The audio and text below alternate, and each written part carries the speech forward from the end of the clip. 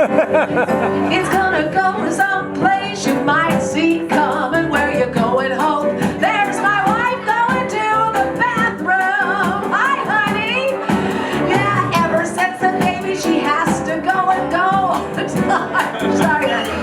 That's not even really true. I thought I'd make fun of her while she's in the bathroom. 'Cause that's the kind of person that I am, Ira. I will make fun of anyone who's not in the room. So don't you leave, don't you two leave, or I will talk about you. Your little short sleeve shirt. You're a cutie pie. You seem to enjoy yourself tonight, are you? How do you feel about me?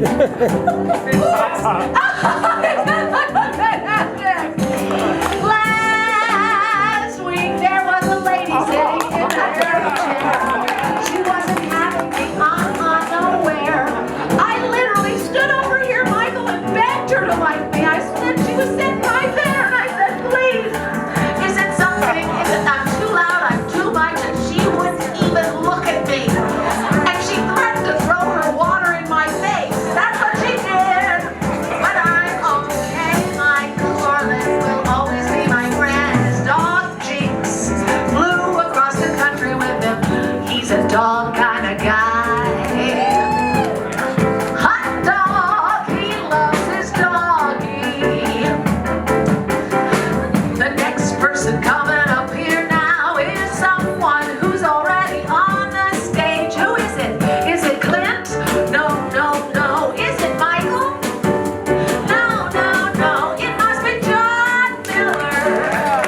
John Miller's gonna sing a song because, first of all, because he can.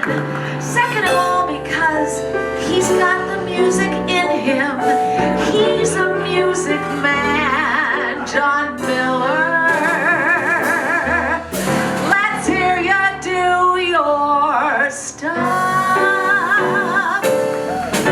Do your stuff, John Miller. Do your stuff. You need a microphone, of course you do. Let me give you one. I'll give you this one right here. Oh, there you go, John. I'm gonna ask you a few questions too. Now, John, you play the bass. Is that the only instrument you play? That's the only one I ask people to pay me money for. Oh, I see. Okay. Now, what you might not know about John is he has no idea how to work a microphone, apparently. But there you go. Click it in there, honey. Then push it in through okay, that'll work. There you go. There you go. Now, John Miller, I hesitated to mention, is not only an incredible musician and has had a long and storied career, but he's also the guy who contracts all of the musicians who play in the pit for all of the Broadway shows. So if every Broadway show, there's like a full orchestra. Oh, not so much anymore, but there used to be. No, now there's an orchestra, and John is the person who makes all the deals and says, oh, you know who'd be good for this show, blah-bitty-blah, blah-bitty-blee. So I'm just saying, if you're a musician and you're out here, make sure to give him a little. That would be my friend Nick who's here tonight. What? Nick Petrillo. Nick Petrillo will want to meet John. Nick, you're going to have to give us a big smooch in the rear. Just, that's what you're going to have to do, because that's how he likes it. He likes to be smooched in the rear. Sorry, John. This is not a good intro.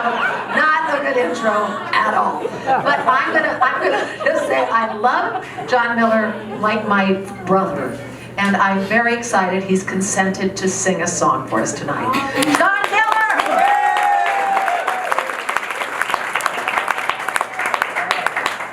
I first met Cy Coleman, the composer, Wow. around in the early 70s when I was hired to play bass on one of his jazz albums. Cy and I hit it off very well, and he continued to use me for many, many years. Around the late 70s, I got a phone call from a casting agent named Howard Fewer. Howard told me that Cy and Michael Stewart had written a musical called I Love My Wife. I Love My Wife was going to have 4 actors and just 4 musicians. The musicians were going to be singing, acting, and, quote, dancing. Would I be interested in auditioning for it? Every freelance person I know, when someone says, would you be interested in, they don't have to finish the sentence. So I said, absolutely. That night, I knocked on my neighbor's door, a wonderful actor named Fred Coffin. I said, Fred, I'm going to be auditioning for a show tomorrow. Tell me what's supposed to take place. He said, well, they'll ask you to read something, they'll probably ask you to sing something, and knowing you, they'll probably want to know if you know your left foot from your right foot. So I said, okay, then what happens? He said, well, if they're interested, they'll call you back and you'll do the same thing again. Then what happens? He said, well, if they're really interested in you, they'll call you and they'll offer you the job. Then what am I supposed to do? He said, well, you can certainly ask to read the script and you can ask to hear the score. Got it. Next day I found myself standing alone on the stage of the Majestic Theater. And I can see all the way in the back some figures there. And someone yells out, did you bring a ballad or an up-tempo tune for the piano player? No. Could you sing us something, please?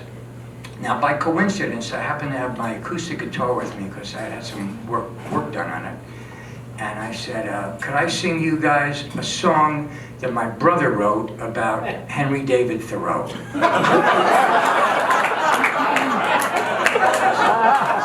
Yes, hurry up, please. So I sang the song. The moment that I'm through with the song, I hear Cy yell out, Johnny, could you come back here? We want to talk to you right away. Fred hadn't told me that might be happening. So I go out there and Cy introduces me to Michael Stewart, the writer and the lyricist, to Joe Layton, who was going to be the director of the show, to Anna White, who was a choreographer, and a whole bunch of people wearing suits and ties. Cy says, look, we don't want to waste our time. Right now, we would like to offer you the role of Harvey, the owner of the diner. We would like you to be the leader of the four-piece band. We would like you to be the music director of the entire show, and you have 2 big solo numbers. Now, I remember the words that Fred had told me. So I say, could I see a copy of the script? Now I see a whole bunch of heads kind of looking at each other, and I hear this subtle, low grumble. And then I hear a slight change of tone. They say, yes, we could get that for you. Then I remember the other advice that Fred said. You have to remember, I'm saying this to Cy Coleman now. And could I hear a copy of the score? Now all the heads get together, and now it's really a dull roar. And now I detect, yet again, another subtle change of tone when I hear, thank you very much for coming. Not knowing much about acting, I assume that that's my exit line. So I leave and I'm walking home to the Upper West Side. By the time I hit Gray's Papaya at 72nd Street, I realized that I had made a real fool of myself. I had embarrassed myself, I embarrassed every single person there. When I came home, I called Cy. I said, Cy, look, whether I get the role or not is truly, completely insignificant to me. What's not insignificant to me is that I embarrassed you, I made everyone uncomfortable, and I made a real fool out of myself. Cy, being as diplomatic as he was, he said, no, you didn't make a fool out of yourself. You made a fucking fool out of yourself. But let me see what I can do. The next day, I got a phone call and they offered me the job. It gets worse. About 8 weeks later, I'm told that myself and the 3 other guys in the band, we won the Drama Desk Award. Wow. For Best Supporting Actor or something.